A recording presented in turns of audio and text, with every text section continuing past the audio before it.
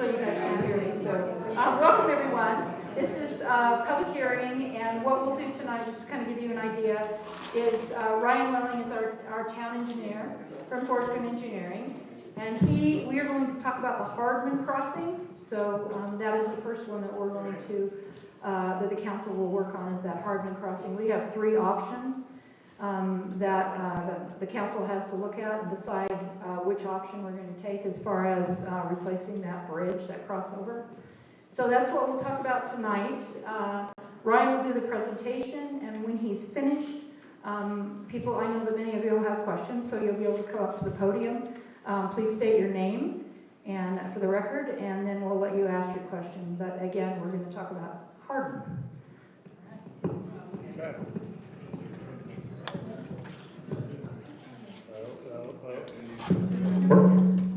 Working? Okay.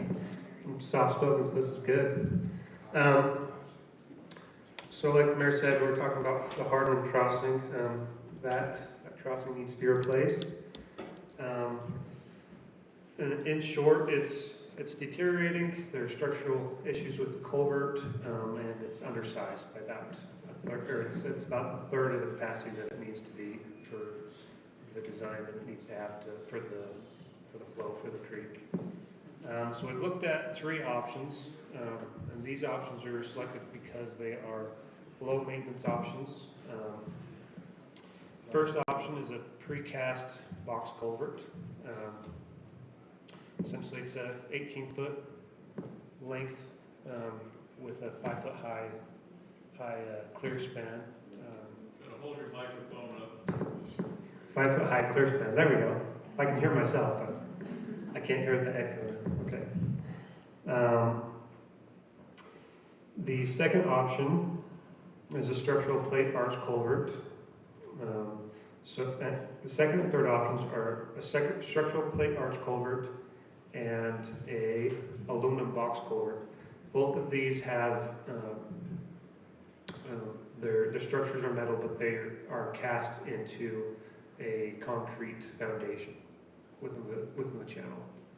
The purpose of these structures is to create a wider channel to allow natural flow to reduce the amount of velocity that comes through the channel.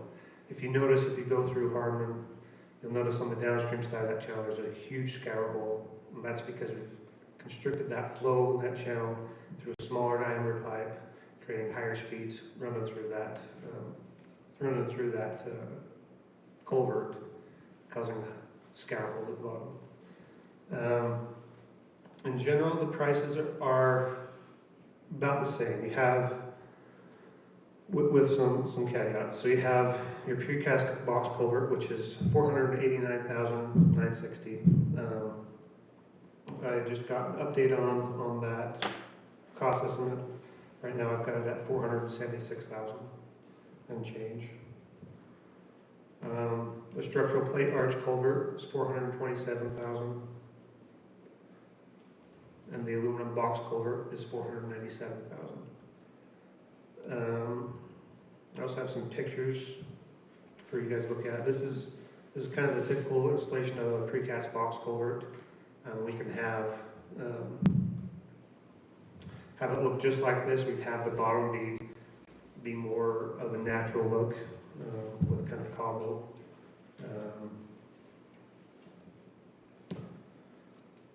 Kind of the finished product with the head walls and then the backfill around it. Another look at it. This kind of looks almost like Hardman, but not quite. This would be a structural plate arch culvert. I didn't have any direct pictures of a culvert this size, or of crossing this size, but this is kind of what it would be like. And we'd install head walls, concrete head walls on the outside of that, protecting it. And then an aluminum box culvert, kind of a similar situation, type of road, as we have at Hardman.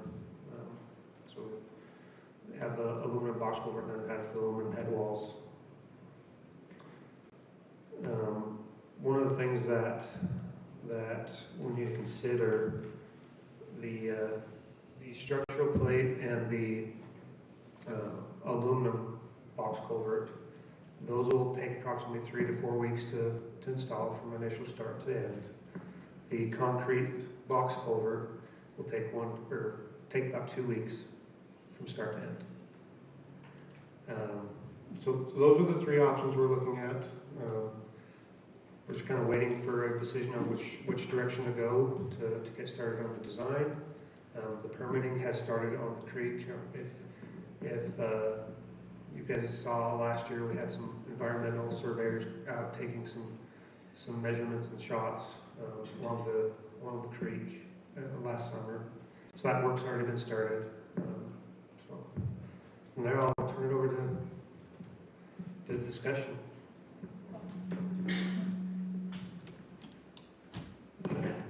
So I'd just like to add that we had tried to get some federal funding to do this. We had 2 applications into the state. This was ARPA funding. Twice the applications were denied. The interesting thing about the ARPA funding is there wasn't a lot of money, and the money was prioritized for water and sewer. We were able to get over $1 million for water, but bridges were not a priority, so we were not able to get any funding. The town council last year set aside $500,000 to replace the bridge, and so that's kind of why we're here today, is to, I think it's important to do it correctly, but the council really wanted feedback from the residents on what they would like done with that Hardman crossing. So we can open it up to questions. If you would please come up to the front, and if you'd please come up to the front and state your name, then kind of get this done. We'll take notes. I think this is probably not on, right? It's on. It's on, okay. My name is Chuck Hewins. My only questions are, how wide is Hardman Crossing right now? And will it be wider?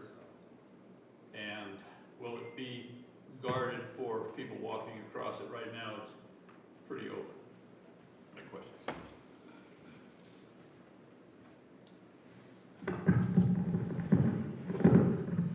I believe right now it's about 20 foot wide, How many? about a 20 foot wide crossing right now. The new structure will be a typical 2-lane roadway, 2-lane width, which is going to be about 28 feet, and we'll have guardrails. Well, guardrails will be optional, but that's something we can discuss with them.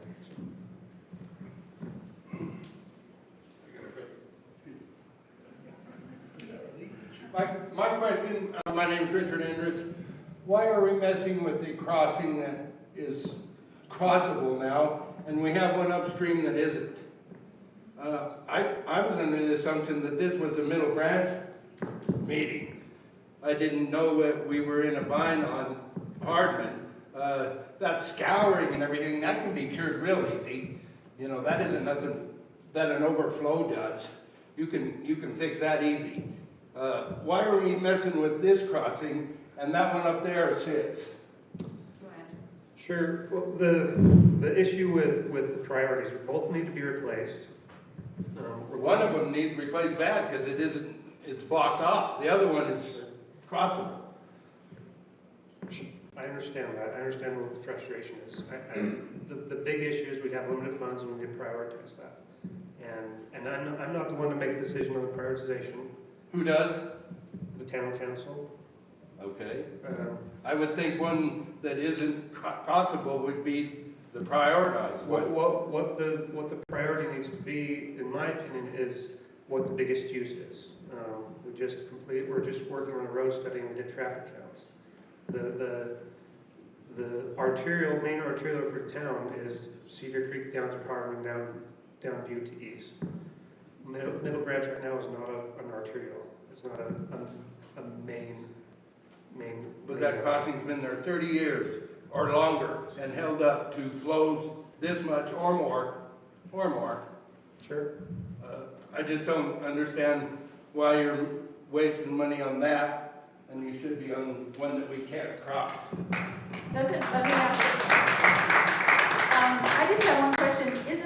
The bigger problem with Hardman, not only do we run about 220 to 250 vehicles over that a day, isn't there a 2-foot split in that? Can I remember that from the study? Yes, there's structural damage within the inside of that. Where the other one?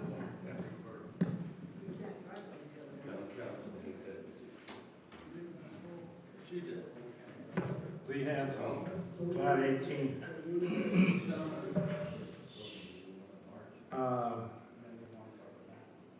The mayor made the point that there was 250 crossings of Hardman Bridge, but that was only after Middle Branch Bridge was already closed. And if it had been open, I'm sure it would have been different. The mayor and council only seem to want to discuss one crossing of Cedar Creek.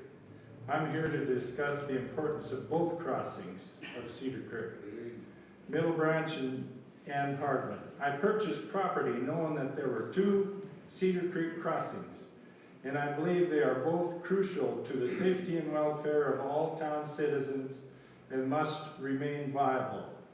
A dust or traffic problem elsewhere on the ranch does not compare to the safety and welfare issue created by eliminating an egress across Cedar Creek.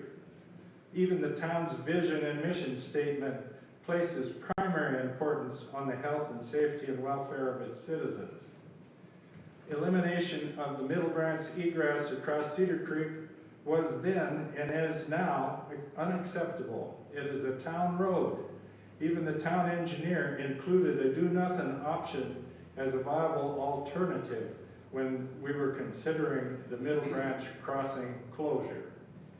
Emergency services in the fire department are delayed in accessing some locations on the ranch with this crossing closed. Sometimes minutes and even seconds can be the difference between life and death. Future emergencies could be significantly impaired without the Middle Branch crossing, especially if the Hardman crossing is compromised by fire or accident. Closure of the town egress in favor of road surfacing by our leadership is irresponsible and reckless. I did not support the closure of Middle Branch when it was done a year ago, and I absolutely do not now. Creating a dead-end road with no turnaround is unacceptable and violates town ordinances.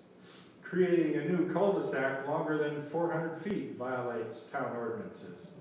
Cutting the town in half during the Hardman crossing repairs is irresponsible, reckless, and unacceptable.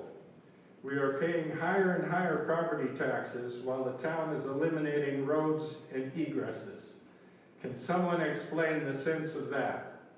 The town has had dirt roads since its formation. Can someone explain how resurfacing of roads have priority over the safety and welfare of its residents? Thank you. Thanks, Bill.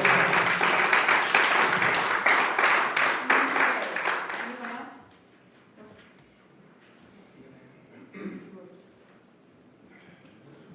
I just have a few questions. We live in a small town. Name? Oh, I'm sorry. My name is Boyd Sidoy. I'm in Plat 13. We live in a small town and we have a very small budget. When you're talking about a 28-foot wide crossing for, what was the count? 200 crossings? Now we could put in a one-way bridge or a single-lane bridge and make it two-way, but you gotta wait for the other one and cut the cost considerably. All 3 of your options are within, what are they? $20,000? About 60 for most. Okay. So there's not a lot of difference. So what are we discussing? If you're gonna spend $500,000, take the best one. That doesn't take a town to agree to it, but I think the town needs to agree, what do we really want and what do we need? And when you close a bridge like you did and close that road off, there was no explanation other than it doesn't meet code or it's in bad. This bridge down here is bad. Hell, it was bad when I was married. But we didn't have any money, so we didn't fix it. But the question is, how long will that bridge last if we don't do anything? What is the cost of putting in a 20-foot bridge? What's the cost of putting in a 10-foot bridge? Would we rather have a bridge up on the east side that has just one car at a time versus none? I mean, our choices here are one place and three prices and they're all the same. And there's probably 2 or 3 engineers in here that can make that decision and which is the best, and I'm not one of them. So if the cost is the same, get the widest and the biggest you can. But why do we need it? That's the real question. Why do we need to spend $500,000 on a bridge that I can cross today versus not have a bridge that I can't cross? There you go. That just doesn't make sense. What happened to the vote that we were supposed to have after we closed Middle Branch? I don't know any, I'm sorry, I don't know any about it. When did that vote occur What vote are you talking about? to close the bridge? It happened last summer, It did. and it was 4-1 was the vote count for the town council. I see. And Mr. Hanson is correct, he voted no. And everybody else voted yes. Yes, they did. I see. You voted yes. I think that's good. Okay, I'd like I to think make a correction. The only reason Don voted no, or voted yes on it, is you promised him we were gonna fix the Middle Branch crossing. Really? I don't remember that at all. I mean, we could go back and watch the Yeah, video. you can. It's all there. Mayor, was that a town hall or a workshop? That was in a workshop. So there are no minutes. Yes, there is. Are they not published? Yeah, they should be. Yes, they are. When I go on the internet, I can't find the minutes to any of the workshops. They're all there. Mr. Diver, would you like to come up here and speak? Is that where you're standing?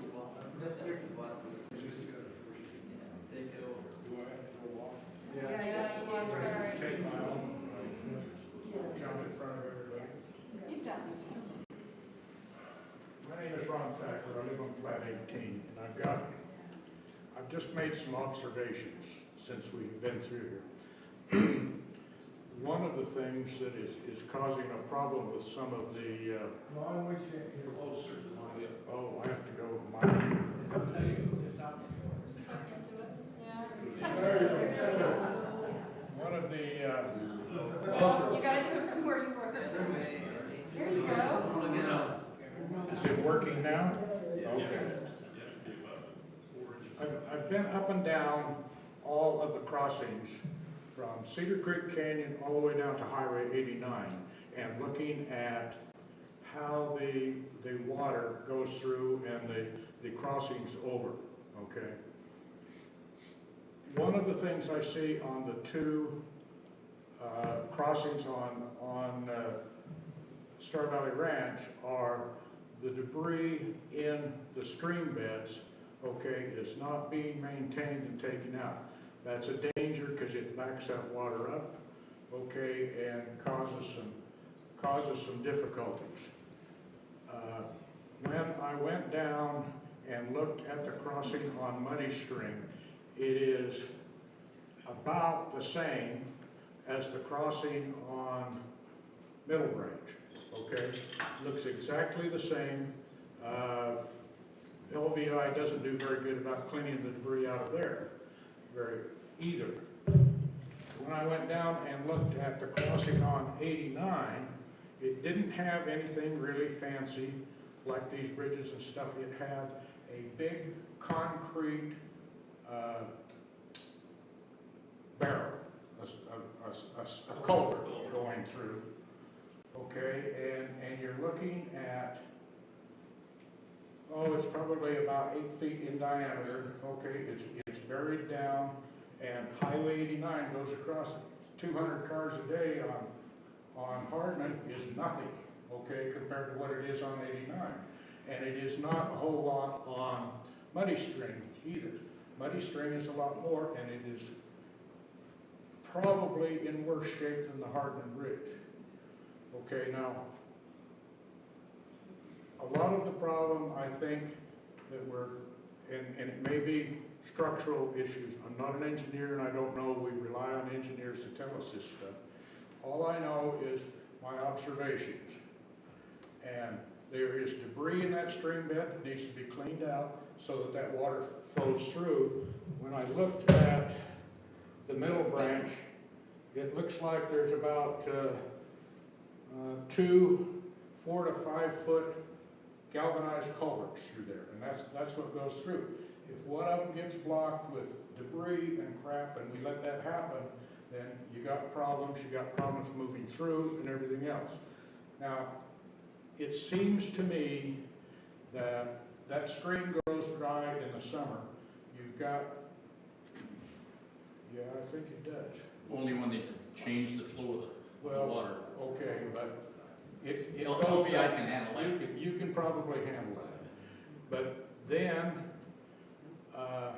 you can use gunite concrete, you know, you can replace it with rocks and stuff so that the erosion is minimized across there. You can keep the debris clean, okay, and that is a lot better than spending $500,000 when I'm going down and I'm looking at the crossing on Muddy Stream and the crossing on US 89. That isn't $500,000 going through. So I'm a little bit troubled with that. And this isn't a middle branch thing, and I understand that, but I'm going to say one thing. Going through the middle, I went and looked through Middle Branch, and it's about the same as the one on Hardman. But again, there's a debris problem there that needs to be fixed. If you move that whole thing over, you have an infrastructure problem if you have to move that road across there. And I'm just wondering, has anybody talked to the property owner about, you know, resectioning and keeping the same path through? That's a lot cheaper than, well, that's a $500,000 bridge, and you're looking at, if that, you're looking at $1 million or more, you know, on the Middle Branch crossing. It's not Middle Branch, I know that. Okay, I'm quitting on it. But my point is, I'm looking at all of the crossings of Cedar Creek coming down, and I'm not seeing one example of a $500,000 bridge going through. There are better options than that to keep to delay it, to keep it under repair, pay attention to it, and there we are. Okay, I'm done. Thank you. I'm not gonna get up. I'm gonna add to his, I'm sorry, Carolyn, his wife, when those big logs go through those culverts, it kind of destroys and beats those culverts up. So, keeping those logs out there. That's a daily thing. What? That's a daily thing. Right now, but, Well, you can't do that daily. why not? Who's gonna do it daily? I mean, my mom, kid's gonna do it there. I guess Okay, any other, one of the things I was saying about just replacing what we have, it's undersized. As an engineer, I'm not going to recommend something that's undersized for what it should be. and the Hardman is smaller than what's on the Middle Branch. Hardman is smaller than what's on the branch as well. Then open Middle Branch. I think it's about 2 feet smaller, ain't it? Yeah, it's quite a About bit. 1.5 2 feet, if we measured it right. Well, Culvert sizes between Middle Branch and Hardman. Middle Branch has 2 5-foot diameters, something like that, and then Hardman has 1 5-foot diameter. Any other comments? Okay. Val, you want to continue up, or?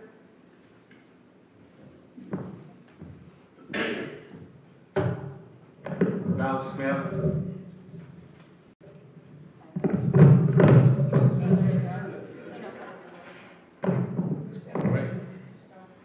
My name is Val Smith. I live at the corner of Hardman and Cedar Creek, the southwest corner. and my property backs up to Cedar Creek, right there next to the culvert. This is a little bit different than some of your other comments, but when they design that and put that in, I would like, if feasible, to keep in mind that someday it would be nice if we had a walking path that went from the park up by the swimming pool quite a ways down past that bridge and back. There is a lot of foot traffic.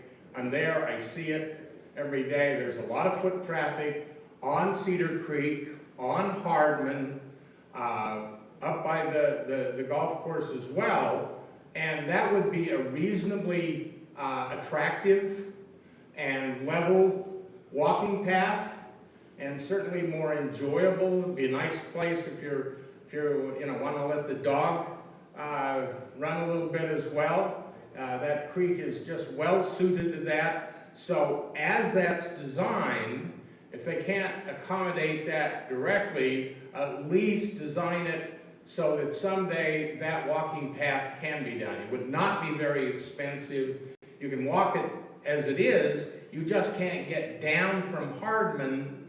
You can't get up from the other side and down from Hardman to go on that trail. And it's really quite nice.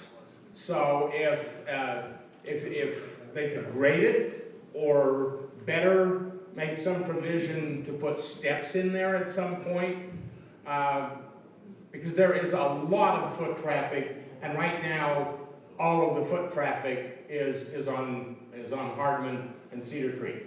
So if you just keep that in mind, if at all possible, and provide for that in the future or immediately. Thank you. Any other comments? Okay, we got wait one, and then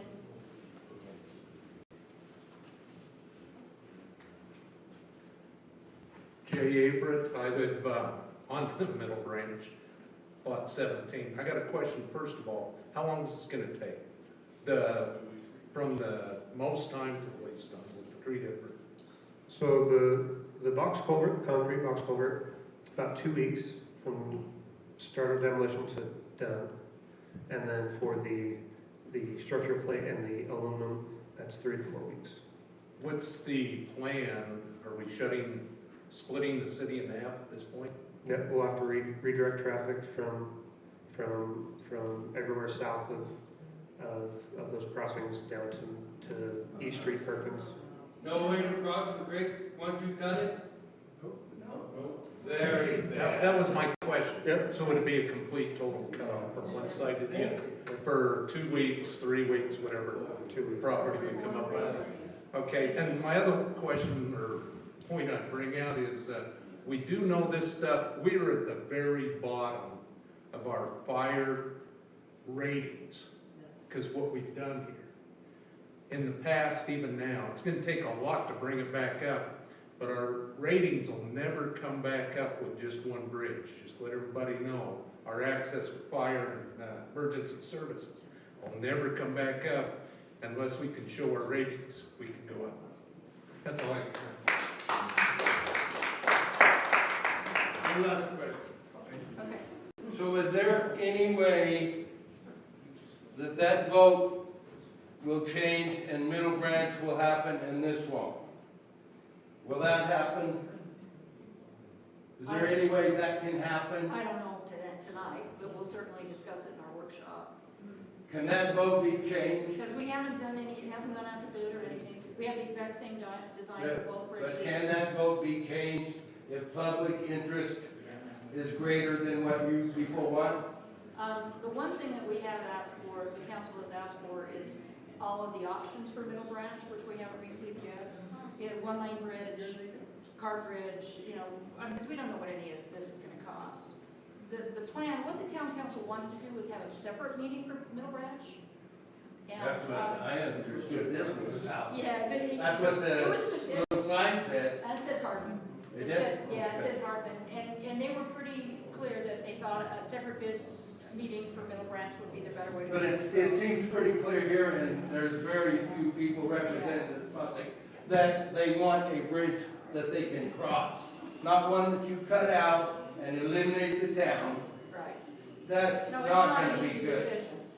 And That's, unfortunately, we have a whole lot of people that think we should do it, so. General consensus, they want that middle bridge fixed. Yeah. Keep that in mind, Okay, especially when voting comes around. okay, you had a question, a comment?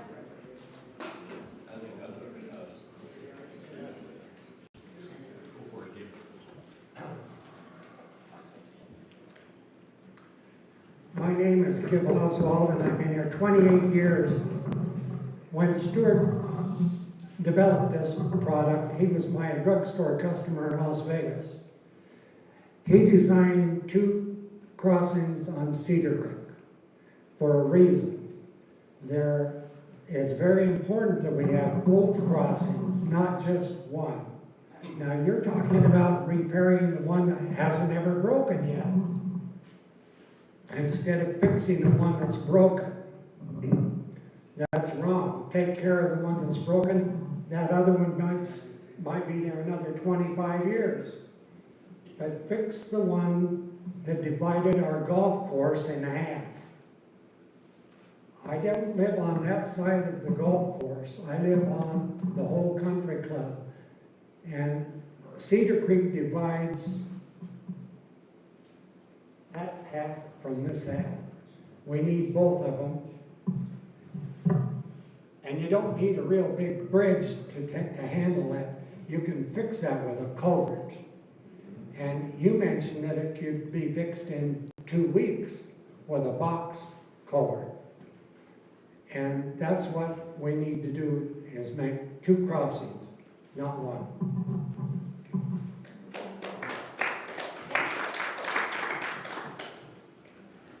What, go ahead. Ed Koch. I Boyd Dykstra. That's all right, you do it all the time. I have, haven't I?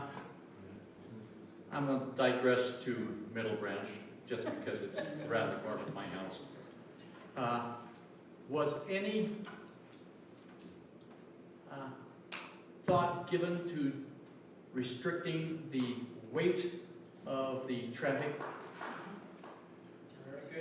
But there was no signage at any point in time to say, okay, keep those town trucks full of rocks from going across Middle Branch, or the food trucks from going across Middle Branch, because it's all been in there.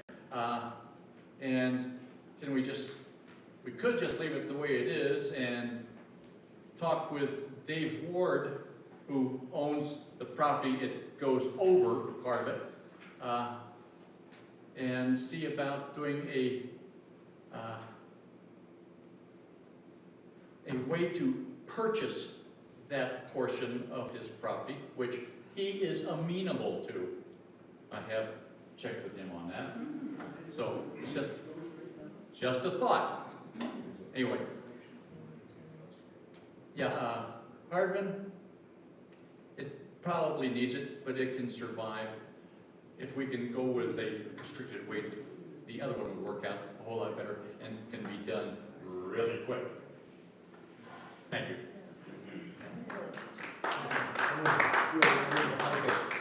I just had a quick question, and that is, as I look at this bridge, this $500,000 bridge, is it designed with any speed limit based on it? Is this a design that I can have down like on the freeway, 89, I can travel 89 miles over it? Because again, we have a 25-mile-an-hour speed limit in this town. Can we design a bridge that's half that size, that's built for a 30-mile-an-hour speed limit, and maybe cut the cost in half? Then we can do both bridges. Just a thought. Okay.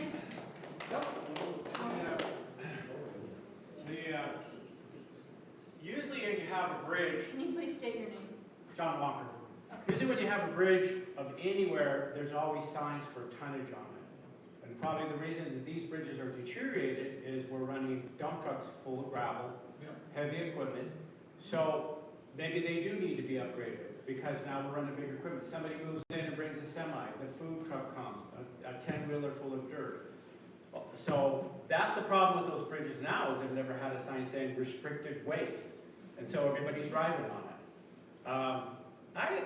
I'm confused. Is the bridge unsafe to drive across, or we just shut it down to engineer it? Why is the bridge shut down anyways? Is it falling apart? You can't drive across it? Or did we shut it down just to do a study and we left the bridge down just to study it and get an engineering cost? Can somebody answer No, it that? was shut down because it's deteriorated. It's deteriorated to the point that you would condemn it? Yes, I would. On the bridge. That's all. I appreciate that because you're an engineer, and if there's something like that is deteriorating, we don't want people driving over it, especially if we have a 10-wheeler and all of a sudden he breaks off and now he's in the creek.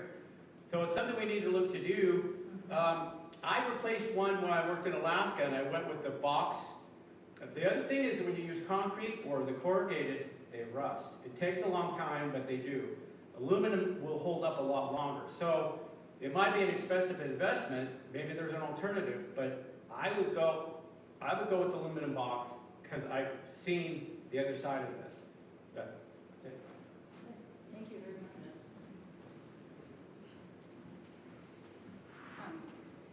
Hi, Rue Rock, I'm on the town council now, I was not on the council last summer when the decision was made, so I just wanted to clarify something.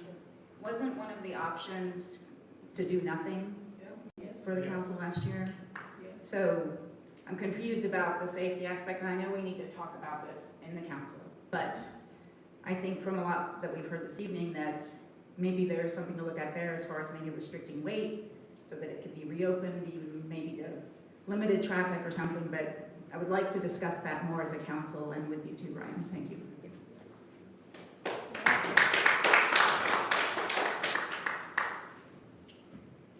Anyone else? I think we got it. We got a lot of notes. This is on YouTube, so if anyone wants to go back and watch it, I think that would be good to do. I think we sent out an email about that today, let people know that they can watch this, see what kind of feedback we've received. So I appreciate it. Thank you everyone for coming. I definitely hear you. So we meet again second Tuesday of the month is when the council's back together. So we'll definitely go through this again and figure out what we're going to do.